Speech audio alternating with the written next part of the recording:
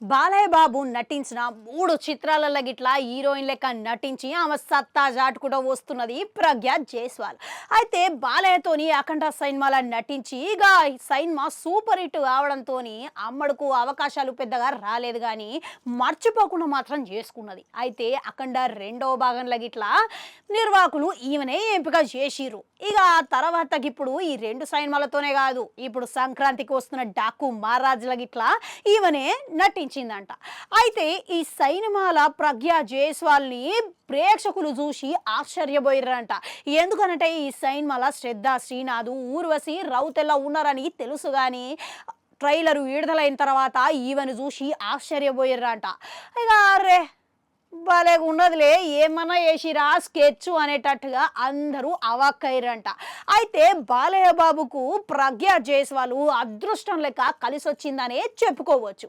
అయితే ఇప్పుడు ఒకవేళ డాకు మహారాజు ఇప్పటికే మంచి స్పందన వస్తున్నది. ఇక అంతేకాదు అఖండ హిట్ అయింది. ఇక అది చూసుకుంటే డాకు మహారాజు ఇట్లా హిట్ అయ్యే అవకాశాలు ఉన్నట్టుగా అవుపడుతున్నాయి.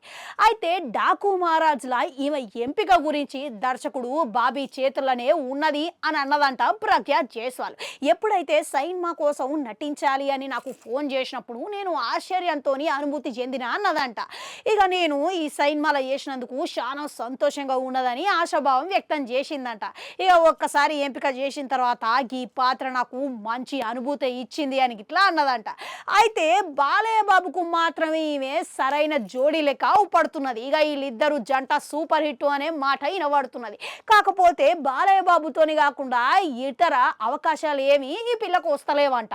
ఇక ఓ రకంగా చూసుకుంటే అఖండాల వేస్తున్నది కానీ ఇక ఆ తర్వాత వచ్చే ఏ సినిమాల గిట్లా అమ్మడుకు కలిసి వస్తలేవంట.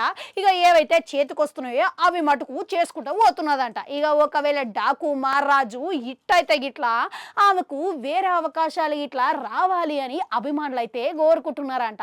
ఇక మరో పక్క ఇంకో వార్త ఏమి వినబడుతున్నదంటే ప్రజ్ఞ జైస్వాల్ని గంత పొడుగు ఉన్న పిల్లని అందగత్తెని మన తెలుగు దర్శకులు చక్కగా వాడుకుంటలేరు అని ఇన్సైడ్ వర్గాల ప్రకారం టాకిన పడుతున్నది.